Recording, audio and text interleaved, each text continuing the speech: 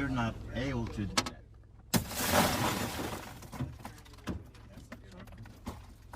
Floor, don't. Floor, floor, don't.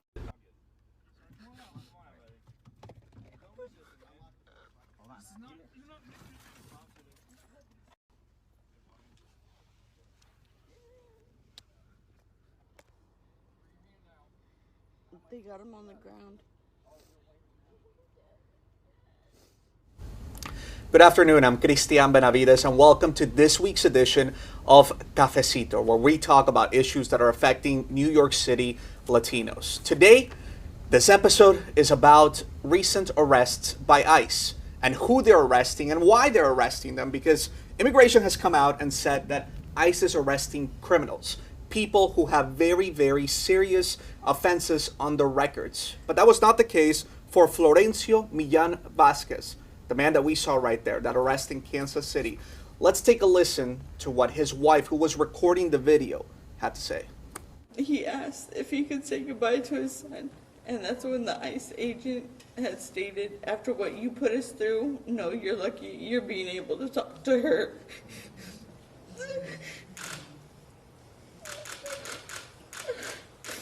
And at that point, I just thought, what did you put us through? What did you put my kids through? At that point, you didn't care what my kids thought. You heard my son cry, don't take my dad. ICE, in a statement, said that Mr. Millán Vázquez had a misdemeanor on his record and that he had come back to the country illegally twice since 2011, but he had no kind of serious crimes. But this was a person who was here undocumented. But what if you're not undocumented? What if you're a U.S. citizen? That's exactly what happened to Levy Jaen, who's here with me today, along with his attorney, Andrea Sáenz. Thank you guys so much for being here with me today. I really appreciate it. And Levy, this is the first time you're speaking on camera about what happened. Yes. So if you can just kind of briefly start with, how is it that a U.S. citizen ended up being detained by ICE for 2 years? Well, it's hard, very hard, especially, you know, they got to come up with something different, something new, because just because a person don't have certain identification or whatever, you can't go by what you think it is and just put you in there and then going through all this pain and suffering with your family and everything, knowing that you are a citizen, and they don't believe you. That's the hard part. And then the procedures of forcing the judge to know that you're a citizen, they don't even agree with whatever it is. I think they got to come up with something different in this system that could help, the people that are citizens in this country, some kind of way, because this is very harmful, hurtful, and everything inside when you're in there. It's really hard. Levy, you're a father of 4. You had to leave behind your 4 children. That's right. What was that like? Sad, not knowing if you'll be able to see them again, if you're gonna get shipped to another country that you probably was there, but you don't know nothing about that country. All you know is America. And what are they gonna go through when they say, when is daddy coming home? Especially my youngest one, which is autistic, and every time he looks out the window for me, it's hard. It's very hard. I have to always call him every day to talk to him that daddy's coming home soon, daddy's coming home soon.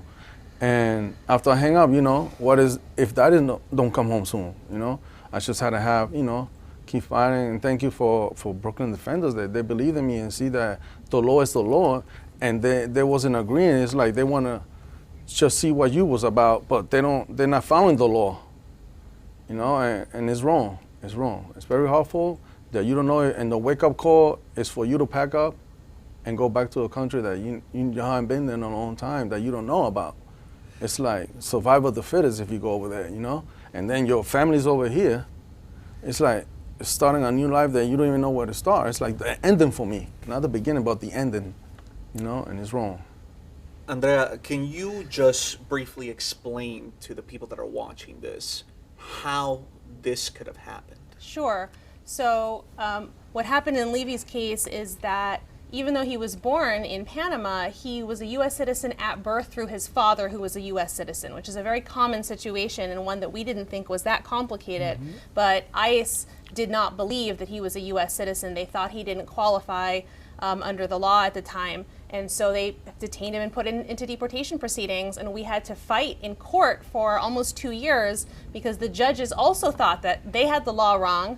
That he didn't qualify at birth. So we had to do all kinds of litigation and get, evidence from his family to show them that actually this person's been a U.S. citizen at birth. We never thought it would take so long. We had to go to the federal appeals court before they ruled unanimously that he's been a citizen since the day he was born.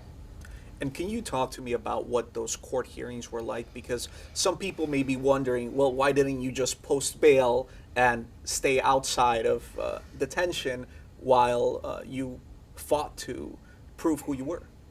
Well, it's kind of hard, because they, like I said, everything works there by paperwork and everything. No matter what you say, they want to see facts. They want to see everything. And for them to deny you and not paying attention to whatever we write, we explain to them, we could show them all types of evidence. He's not really even looking at it.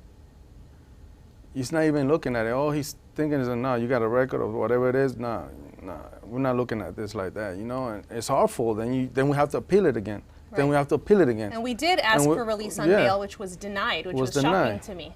How many times did you guys ask for bail and have it Twice. denied? We asked for his release from ICE. They denied it, and we asked the judge to release him, and he denied it. And at that point, I had to tell Levy, I don't have any other ways to get you out. We have to fight this the hard way. The hard way. Are you willing to do this? And he's a very strong man, and he was, but I don't think everyone is. Now, let's talk about how often this happens, because this is not an isolated incident. We have a few cases that we want to go over. First case out of Chicago, O'Hare, where we had three U.S. citizen children that were detained by CBP, Customs and Border Protection, there at the airport. And the understanding was, or at least the fear by the family, was that they were using them as a bait in order to arrest the parents who said they were in the country here. They were undocumented here in the country. So let's take a listen to a soundbite that we have from Chicago.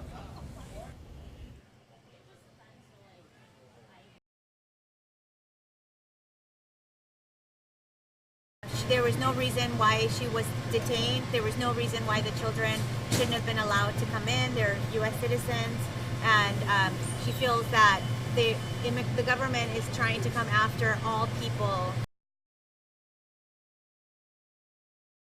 We heard the attorney in that case speaking about these three children that were detained at O'Hare. And that's not all. We also have an American teen who was born here in the United States.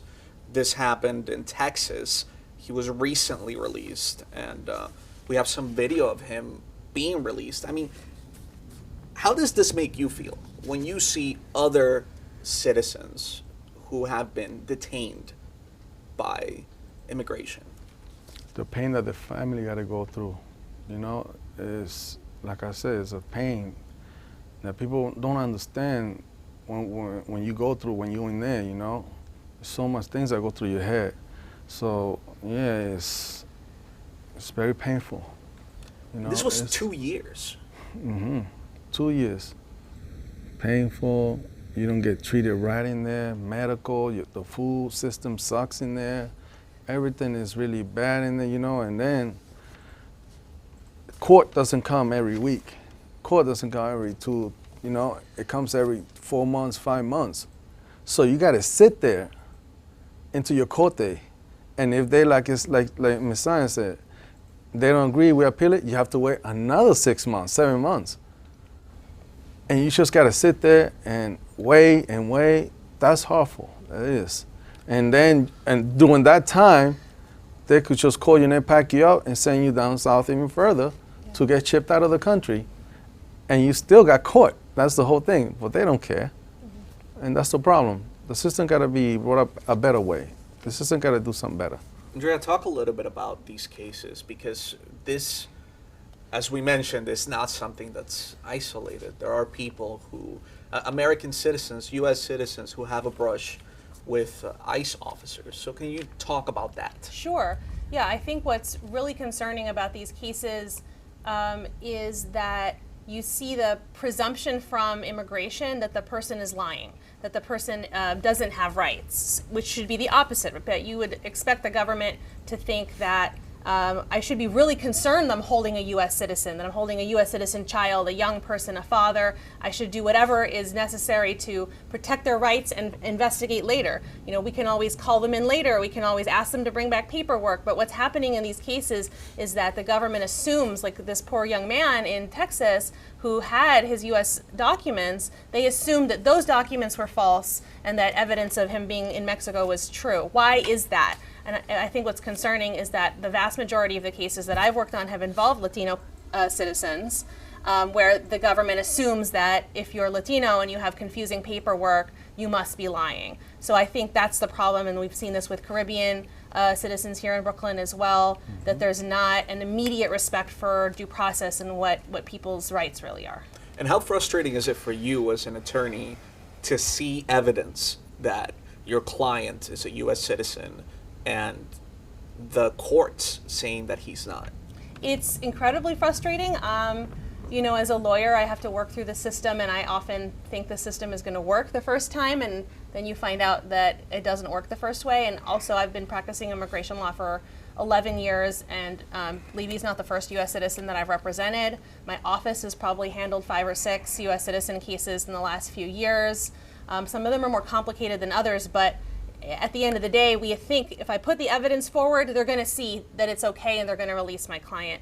And sometimes they have, and most of the time they haven't. It's taken too long to get to the point of oops, we made a mistake, and then they actually never say, oops, we made a mistake. That's the rest of it. Now, Levy, some people may be thinking, well, you were detained for 2 years, so obviously once you came out, you got a huge settlement from the government, and now you're living on Fifth Avenue in a penthouse on Park Avenue.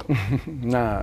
What happens Nothing after happened like that. I got back with my family, like I said, and the hard part is now trying to get a job. You know, trying to get a job, which they're supposed to provide me with my paperwork and everything, and I'm still waiting. It'll be over a year, and I'm still waiting. You know, like I said, I didn't even get a compensation on this or nothing. You know, all this time, and now I'm gonna support my family. I got my older son that's supporting us right now.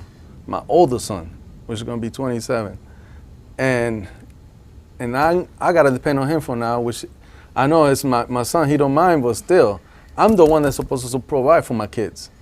And I can't do that because they don't want to hire me unless I got all my paperwork, which I have, but they got laws. But now to get the new paperwork, they give me a hard time. Right. And they're supposed to provide me with all this already. And it's been over a year, and I'm still waiting.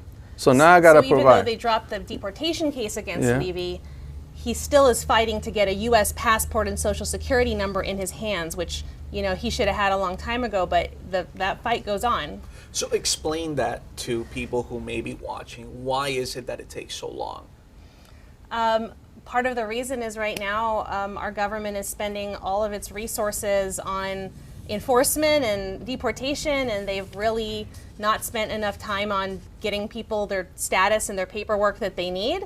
And so there are enormous backlogs just to do something simple like get him a certificate of citizenship. That application is waiting for a year, even though he needs it to get a Social Security number to work. And so even though the deportation case gets dropped, actually getting your affirmative proof that you are a U.S. citizen so that he can sleep at night and know ICE isn't going to pick him up again, that part we're still waiting on. So are you still afraid that one day you're going to hear a knock on your door by ICE officers looking for you? Yeah, and not just that, but sometimes I wake up like soaking wet in sweat, you know. Sometimes I have dreams. And when I wake up, oh, I'm home. That's hurtful too. Sometimes I told the lawyers sometimes I think I need counseling because sometimes it don't leave my head. You feel like I feel like I'm still there. When I wake up, I'm like, oh, thank God I'm home. No, but it's hard. Like I say, it's hard. We're running out of time, so I want to just show one more clip. This is Human Chain, which was formed out in Tennessee, which shows a little bit of how communities are coming together now to help people who may be undocumented in their community avoid arrest. Let's take a look at that clip. Está saliendo el niño. Está saliendo el niño en este momento. Está saliendo también el señor. Y bueno, ya están a salvo. Están aplaudiendo porque... So once again, that happening out in Tennessee. When you see that, how do you feel? What goes through your heart? I feel like we shouldn't be going through this like this. This is the land of, this country is America, land of the free. That's why everybody wants to come here, to live a better life. Not just to commit crimes like they always think that we all are. We're humans. We got feelings. We got a heart, We work. That's why we come here. And to go through something like that is crazy. We shouldn't be going through that.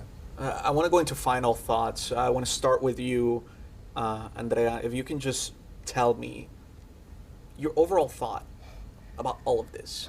U.S. citizens detained by ICE.